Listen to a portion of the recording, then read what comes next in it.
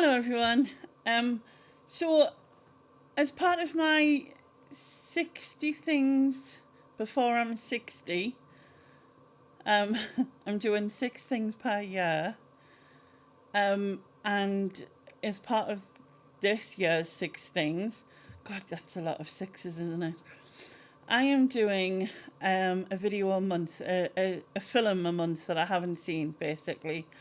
And I've done the first three. So I did one July, August, September. So I'm going to do a review of those three films and then spin the wheel, to decide which is my next film. Now, these film choices have been chosen by my friends. So, Susan, Sharon, Nick, Andrea, Ian, and although Stephen isn't here, also Stephen, because there was a couple of films that he really loved, and Susan had remembered those, so we added them in as well. So the first film that the wheel spun um, was The Matrix. So this was a film from 1999, I think, and starred Keanu Reeves as well as Lawrence Fishburne. They're the two main ones I can think of, I remember. And basically, um, Keanu Reeves played Neo, who was a computer hacker. And I think there was the beginning bit of it is he's kind of doing some things online. Someone knocks on his door, he passes them a floppy disk, I think it was at the time, um, which obviously was ever computer hacking he was doing for that particular job. He gets a call, and then suddenly there's this guy called Morpheus, and there's no backstory of any information as to why or who Morpheus is or what, and that threw me a bit. I have to admit, I'm not great at that sort of thing. I need an explanation. um, Now it turns out Lawrence Fishburne, who plays Morpheus, was the leader of some rebel rebel people. That helped, doesn't it? So this is kind of like science fiction thing where the basically the narrative is that the people are being fed a lie, and that the Matrix, which is the world in which they believe is real, isn't actually real. And so these rebel computer hackers are fighting against that, I guess, in which, like I said, Morpheus is the head of, and Neo joins. He gets a choice of choosing a pill to be in the real world, because obviously this is fed into your brain by some supercomputers, I'm guessing. Um, and so it was, like I said, there was for me there was some of the storyline missing in the beginning that I needed to sort of progress further. But other than that, there was like some amazing things in it, if that makes sense. So like, it was definitely before its time, I would say. Um, it had amazing special effects. The sort of you could, when you were in this world fighting, you could sort of download skills essentially. So you could plug in to, I don't know, knowing all about being able to fly a helicopter, and in basically seconds you would be able to do so. You would know how to do it. Or you could like download some martial arts into your life type of thing, and you'd be able to perform martial arts. And there was some amazing like fight sequences, and special effects and stuff that were really truly brilliant. And I think that idea of being able to download something is really cool. Like, you can just suddenly know, um, whether that, I mean, I was kind of thinking of it in a sort of, will it take out the like the fight to do that, the sort of learning it, the making it worthwhile. If it was so easy to just be able to learn it, like in seconds, then you know what I mean. It's kind of like all those failures you would have on the way to getting there makes it worthwhile. You wouldn't need them, would you? Because like you could just know. So it's kind of cool, but then would it be cool if like it was reality? Which obviously it's not, but you know what I mean. Um, so yeah, the Agent Smith, who is like obviously one of the ones who are trying to sort of track down these rebels, is played by a guy called Hugo Weaving, and he is a brilliant actor. He has this, especially in sort of sad, negative, evil roles. He played um, in Hacksaw Ridge. He played the dad, and he was a drunk, and he was he'd been through war, and he was brilliant. He was a brilliant actor. Really, really like him. Um, yeah, I enjoyed it, but there was, and I mean, I've wrote here, it was fantastic, but for me, there was something missing. And like I said, there was amazing scenes, there was amazing things. I do like Keanu Reeves. I do like Lawrence Fishburne. Both really good actors, and obviously Hugo Weaving, as I've already said. But I think the lack of story at the beginning threw me, because it was like all of a sudden he just got a call from Morpheus. I think that was about it really, and it was like there was no, well, who is this guy? And it sort of, you had to go through it quite a bit to sort of learn as you went along, and I kind of don't like that, but also I don't think it was fully explained. But then maybe that is it. In some cases, it's left to you, isn't it? It's left to your imagination. But yeah, I'm not going to give it like a score or anything. I did enjoy it, but again, like I said, there was something missing. It wasn't um, my favourite of these first three. So that is that one. Okay, so secondly, we're going to move on to Pulp Fiction. Pulp Fiction was the second one that the wheel spun out for me. Um, oh, who chose The Matrix again? Oh, Andrea. So Andrea chose The Matrix, and Sharon chose Pulp Fiction, I think.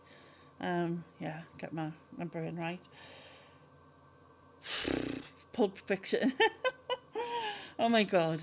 Oh my god is what I can say. So this came out in 1984, and I've seen it, and I've seen like I've seen it. That's not right. I've seen what's the word? Like clips of stuff, like the dance floor thing with Uma Thurman and John Travolta.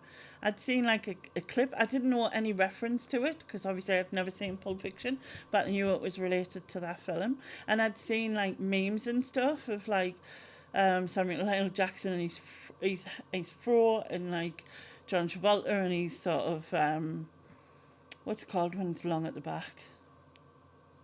Well, it was just long altogether, really, wasn't it? Yeah, I suppose.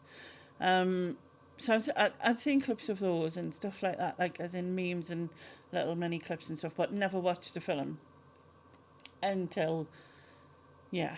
um, I don't even know where to start with this. It was phenomenal, but absolutely mental. Does that cover it? Um, it was full of dark humor, but used in a way of of storylines that you wouldn't actually cover with that sort of thing. It was mad. And then in between that, there's this random chit chat between two hitmen who were like having these random conversations. And one of them that I really remember was what Big Macs were called in different countries, and like it was kind of genius, but at the same time, like what the fuck, essentially. Um, there was like I don't know. I mean, I'm not really explaining this very well, am I? So So basically, John Travolta played Vince, Samuel L. Jackson played Jules. They were both hitmen, and they worked for a guy called Marcellus, I think it was, Wallace. And he was like, I suppose, a kind of a mob boss type thing. And also Bruce Willis was in it. There was like, he had a longer part in it than I expected because I actually didn't know he was in it. I knew Uma Thurman was in it. I knew John Travolta and Samuel L. Jackson were in it, but I didn't know Bruce was in it. Neither did I know that Harvey Keitel was in it. Neither did I know that Christopher Walken was in it. Yeah. I tell you the one bit that threw me, and it's something that that I don't like, and I will say it. In the beginning, in the opening scenes, there is a male and a female who were what were their names? Did I write it down? Honey Bunny and Pumpkin, played by Tim Roth, and what was the woman? Amanda somebody, I think. Anyway, so the opening scene is they're plotting to rob this calf. I'm going to call it a calf. And yeah, and then it skips from that to something else, and there's no relevance to that. And all the way through the film, I'm going, well, what were them two bit at the beginning? Why were they there? There was no reference. Do you know what I mean? And it all comes together at the end. But for me, that kind of spoiled things. I don't like that kind of, this has happened and then we throw back to here, because it throws me a lot. I don't know why, but it just does. And I get it works for other people, but for me, I just find myself sort of like in my head, I'm going, well, why were they there? And all the way through the film, I'm having these moments of why were they there? So anyway, Uma Thurman is the girlfriend of this mob boss, Mr. Wallace, and he's gone out of town, so John Travolta takes her out to look after her, and that's where the dance scene is, which was epic. And then there was a bit in there where, like, they were talking about hating awkward silences or hating small talk or whatever it was, and then the next thing, like, obviously there's drugs involved, of course. He gets drugs, he bought some drugs. She finds it in his pocket, she takes it, goes through an overdose. He takes her back to the place where the drugs were bought. He then stabs her with, I think, adrenaline. She comes back to life after she's like frothed at the mouth and trouble, and I'm like, holy fucking shit. Yeah, and then Bruce Willis, who plays Butch, who is a boxer, but he works for this Mr. Wallace as well, and he's like, I'm the one who, he's the one who, like, sort of loses fights on purpose, basically, because I'm assuming Mr. Wallace bets on him and then he gets loads of money. This one time he decides not to lose the fight, and he wins, and obviously he must have bet on himself or something. He makes loads of money, and he tries to escape town before this Mr. Wallace finds him. And then one day, randomly, he's like crossing the road in front of him, Mr. Wallace is. And then they have a fight, and there's like loads of issues that end up in a pawn shop where the guy, where the guy seems to be trying to break the fight. He rings someone, and this policeman turns up, and you think, oh, right, he's just rang the police. No, that is not what happens. All I'm going to say is there was a man in a gimp suit, which wasn't either of them, and the policeman was not what he seemed. So that is all I will say. But yeah, what the fuck? Yeah, absolutely mental. It is absolutely, like, I don't even know. I mean, Quentin Tarantino, his mind is just, his imagination is just wild, like, absolutely wild. And the thing is, after seeing all this, I actually enjoyed it. Which seems mad at the thought of seeing that, but I did. So, and I can't even explain it. But yeah. Anyway, moving on to All About Eve. Now this was a film that Stephen loved. In fact, his memorial was called All About Steve. So that's how much he loved it. Right, where's my notes for this? Honestly, I've got a memory like a sieve. So, we start with Betty Davis. I have never watched a film with Betty Davis, and yet I knew who she was, you know what I mean? But I'd never watched a film with her in. So, Betty Davis is in this. There's a small role from Marilyn Monroe. Very, very young Marilyn Monroe. So beautiful. So beautiful. I mean, so was Betty Davis. Like, it was amazing. And I mean, her performance was fantastic. I did enjoy this. I mean, I've wrote fan and then stan, you know what I mean? Stalker, isn't it? A stalking fan, or like what Eminem talked about. So basically, his own called Eve, and she is basically obsessed by this actress who is played by Betty Davis, who's called Margot, and she gets into her life by lying. Basically, she lies, gets into her life because of that. Became her assistant, but became at first I kind of felt sorry for her because, like, I don't know, you just felt sorry for her because of her story, I guess. Um, and she became her assistant, but then she starts doing things like overstepping the mark and things like you know, booking telephone calls for her to have with her fiance, I assume he is boyfriend, on his birthday and things, and sort of sending telegraphs to people like she has no clue of, or arranging things that she didn't know about. And all the while she goes on about, like, you know, she wants to be an actress. Now, Margot's understudy is pregnant and cannot fulfill the role of being understudy, and then sort of this Eve wiggles her way in and gets to be the understudy. And basically Margot doesn't get there, so she has to play the part, and apparently she's brilliant, blah blah blah blah.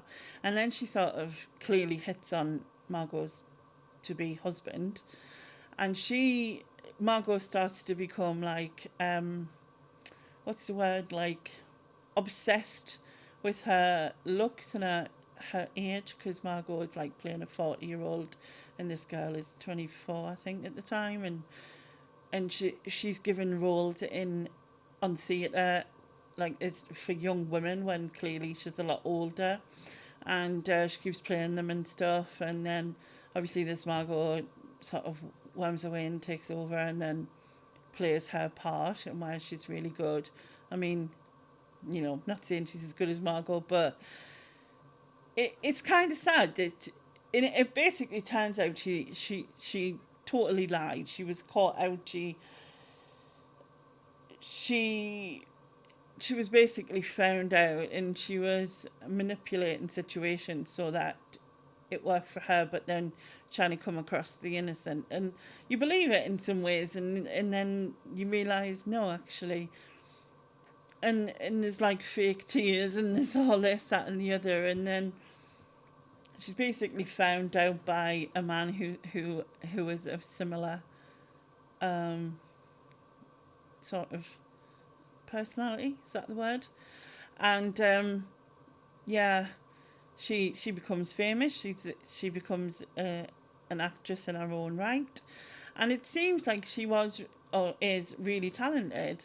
And so it's kind of sad that she did all the lies and stuff, because she already had the ability, if you know what I mean. But she tried to take people's husbands and stuff like that to become them, I guess. I don't know. Um, and then obviously it's all found out and everything, and she decides to move on to Hollywood to do a film. And then it sort of ends where there's a young girl who's in a fan club for Eve, and it also looks like it's all going to start again, and that's where it ends. And yeah, it was so dramatic, but it was in the 1950s. Don't get me wrong. So that comes into it. The drama. There's so much drama, but the acting was brilliant. Absolutely loved the costumes and the jewelry and stuff. And yeah, I'm pleased I've watched something by Betty Davis. Like I said, I've heard her name but never watched anything. And yeah, really, really did like it, and really enjoyed it. And I'm pleased I did. So yeah, I think that's everything. I think I've covered everything. I hope. Now, I am going to spin the wheel and I will put that footage in right now. So, we are going to pick the next film I'm going to watch. So, I'm going to do a shuffle like that and let's spin the wheel. What am I going to watch next? I am going to watch Seven. That's what it says. So, yeah, for the month of October, I have to watch Seven. So it's going to be Seven. Okay. Now, what do I know about Seven? I know, oh, what's his name? Brad Pitt. That's what I know. And I know that Gwyneth Paltrow's head is in a box. I don't know how I know that or why I know that, but I do. I think this is this film. I might be wrong, but I know there's a film, Granite Penthro? No, that's not her name. Gwyneth Paltrow. His head is in a box. So yeah, that's what I know. Anyway, thank you very much for watching.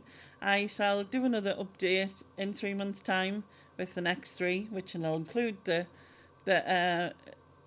which includes Seven, Christ, Leonie, and the other two that come out each month. But anyway, thank you very much for watching. I shall catch you next time. Bye bye now. Bye bye.